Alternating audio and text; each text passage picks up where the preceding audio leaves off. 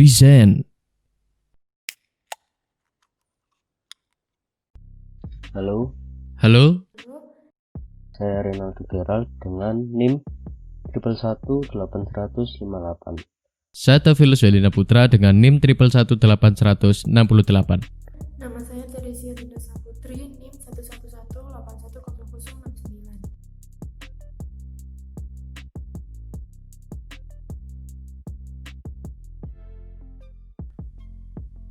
Otomatisasi pada pemasaran dari brand Starbucks adalah menggunakan beberapa aplikasi sosial media yang sangat populer digunakan oleh masyarakat luas. Di antaranya ada Facebook, Twitter, Instagram, dan YouTube. Dengan rata-rata 37,2 juta like pada Facebook, 11,9 Twitter follower, 16 juta Instagram fans, dan juga 153.000 subscriber pada YouTube channel. Pada brand Starbucks menggunakan Starbucks Card System yang membuat metode pembayaran dan membantu pelayanan pada pelanggan supaya lebih cepat. Selanjutnya, Starbucks Digital Network terbukti meningkatkan hubungan antara pelanggan dan juga perusahaan, dan juga meningkatkan kepuasan dan pelayanan pada pelanggan. Selanjutnya, menggunakan metode jaringan yang terhubung dengan internal perusahaan yang membantu manajer dalam mengondisikan dan mengawasi pembuatan laporan atas perusahaan dan karyawan pada wilayahnya. Selanjutnya, memperoleh vendor data dari Logs SAP,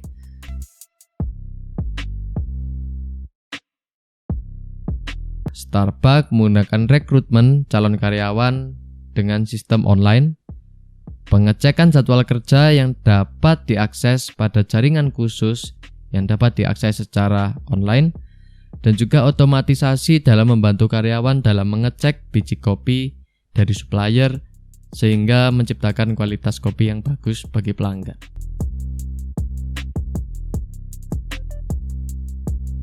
Yang pertama, Starbucks ini mulailah dengan budaya.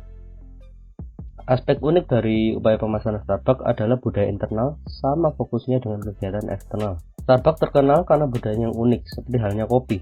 Untuk menjadi benar-benar sukses, satu pelajaran pemasaran B2B yang harus difokuskan oleh profesional adalah memperluas pemikiran mereka di luar cakupan pemasaran tradisional dan memastikan orang dalam organisasi itu menghidupkan merek melalui inisiatif pelatihan reguler dan keterbukaan. Yang kedua adalah ciptakan pengalaman otentik. Keunggulan Starbucks adalah dalam menciptakan berbagai pengalaman pelanggan yang otentik ini secara kolektif dirancang untuk memungkinkan pelanggan memenuhi kebutuhan mereka sendiri. Tujuannya adalah Starbucks menjadi lebih dari sekedar kedai kopi yang berjuang menjadi tempat ketiga. Yang ketiga ada membina komunitas. Dan di sini produk atau layanan yang hebat secara alami akan menghasilkan komunitas penggemar. Nah, membina komunitas ini dapat membantu memaksimalkan nilai hubungan pelanggan jangka panjang dengan biaya minimal. Yang keempat ada taktik pemasaran. Sejak awal, Starbucks memahami bahwa taktik pemasaran yang paling efektif untuk merek bukanlah media berbayar, namun dari mulut ke mulut. Starbucks juga unggul dalam merangkul peluang dengan taktik pemasarannya, baik selama musim liburan ataupun kinerja produk tertentu.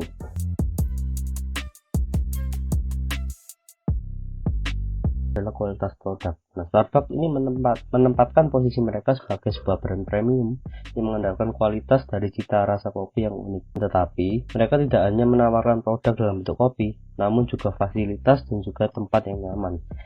Nah, untuk itu mereka membuat toko kopi yang mewah dengan standar kualitas tertentu. Nah, karena hal tersebut, maka pelanggan akan meninggalkan kesan baik ketika menutup pintu untuk keluar dari toko.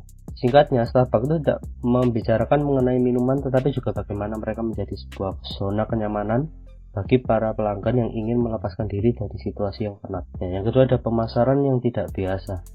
Apa yang membuat Starbucks spesial dibandingkan toko-toko kopi lainnya? Jawabannya adalah cara mereka memperlakukan pelanggan Starbucks dengan sangat sadar dan tidak sadar. Customer akan merasa nyaman, dan ini merupakan disebut customer retention, di mana Metrik ini dilakukan oleh sebuah perusahaan agar membuat pelanggan mereka kembali lagi dalam membeli produk mereka. Bagaimana cara Starbucks melakukannya dan memperlakukan pelanggan agar loyal? Nah, di sini Starbucks membuat promo-promo tertentu. Jika kamu familiar, Starbucks pernah membuat promo potongan harga untuk pelanggan yang merupakan adalah membershipnya Starbucks. Contohnya kayak potongan-potongan melalui kartu-kartu Starbucks ataupun melalui tumbler-tumbler yang mereka berikan. Kemudian ada iklan jor-joran. Awalnya Starbucks ini tidak percaya melakukan strategi pemasaran secara konvensional. Contohnya memasang billboard, iklan di TV. Namun seiring berjalannya waktu, mereka tidak hanya membuat iklan secara konvensional, mereka juga melakukan iklan melalui dunia digital, terutama melalui media sosial. Contohnya seperti Instagram, Facebook, website, Twitter, dan lain-lain. Tak hanya itu, Starbucks juga membranding diri mereka di beberapa media sosial. Contohnya melalui iklan-iklan dan promo-promo menarik ataupun menu-menu baru yang mereka posting di media sosial. Kemudian ada gimmick ala Starbucks. Nah, Starbucks ini merupakan pionir dari penggunaan nama di setiap gelas kopi. Itu merupakan salah satu cara agar mereka dekat dengan pelanggan mereka. Namun, di beberapa kesempatan, pegawai Starbucks kerap kali kecolongan karena penulisan nama yang salah. Nah, penulisan nama yang salah ini merupakan salah satu strategi marketing yang dilakukan oleh Starbucks.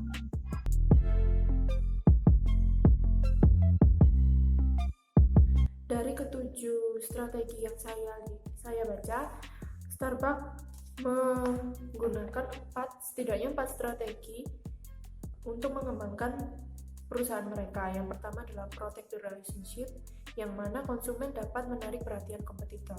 Seperti yang kita tahu, konsumen dari Starbucks adalah konsumen yang berusia muda dewasa sampai tua yang memiliki penghasilan lebih di atas dari rata-rata UMR.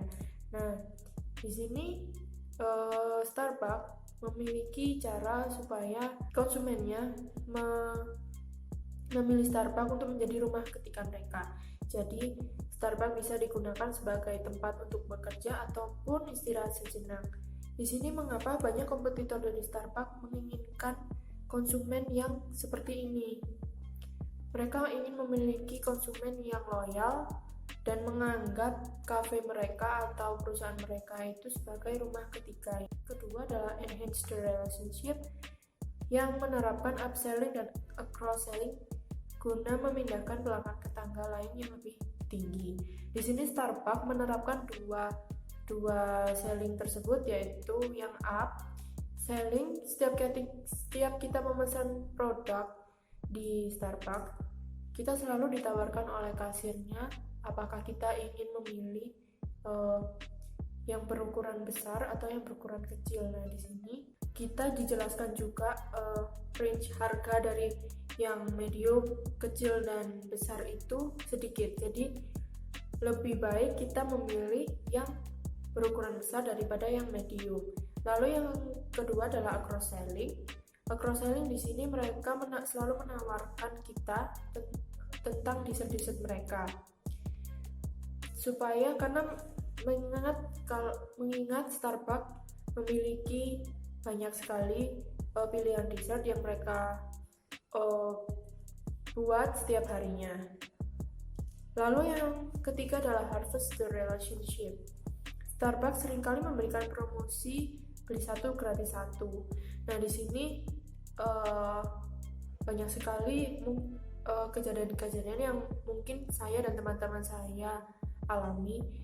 Pernah suatu ketika waktu promosi itu ada beli 1 gratis 1, kita selalu mengajak teman kita untuk ayo ikut kita untuk beli Starbucks. Ayo kita ini beli 1 gratis 1, ayo kita patungan buat beli Starbucks.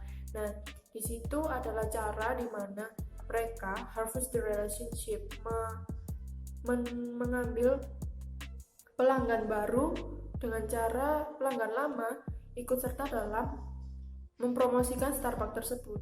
Yang terakhir adalah win back the customer. Jadi karena banyaknya kedai kopi yang sekarang mulai merajalela di mana-mana, Maka dari itu, Starbucks juga harus memikirkan bagaimana caranya supaya konsumernya tidak beralih ke lain brand dan tetap memilih untuk mengonsumsi produk dari Starbucks. Nah, pihak Starbucks ini menurut saya harus melakukan beberapa survei mengapa mereka memilih brand lain untuk dijadikan pengganti dari Starbucks. Mungkin karena harganya atau keefisiensinya. Nah, dengan hal ini saya pernah melihat harga dari Starbucks itu cukup tidak terjangkau untuk di Indonesia, maka dari itu banyak sekali orang-orang yang tidak memilih untuk mengonsumsi Starbucks. Hanya beberapa orang yang ya memang penghasilannya di atas rata-rata dari orang-orang tersebut. Lalu keefisiensinya, sekarang produk Starbucks sudah bisa ditemukan di supermarket. Saya pernah beli satu minuman Starbucks, itu harganya sekitarnya cukup sama lah dengan jika kita beli ke kafenya Starbucks sendiri. Namun di sini keefisiensinya adalah kita tidak usah ke kasir dan tidak usah menunggu untuk dibuatkan minuman kita sudah jadi. Jadi hal ini cukup efisiensi karena Starbucks telah mendengar pelanggan mereka bahwa mereka butuh kopi yang cepat dan mereka juga ingin kopi itu adalah Starbucks.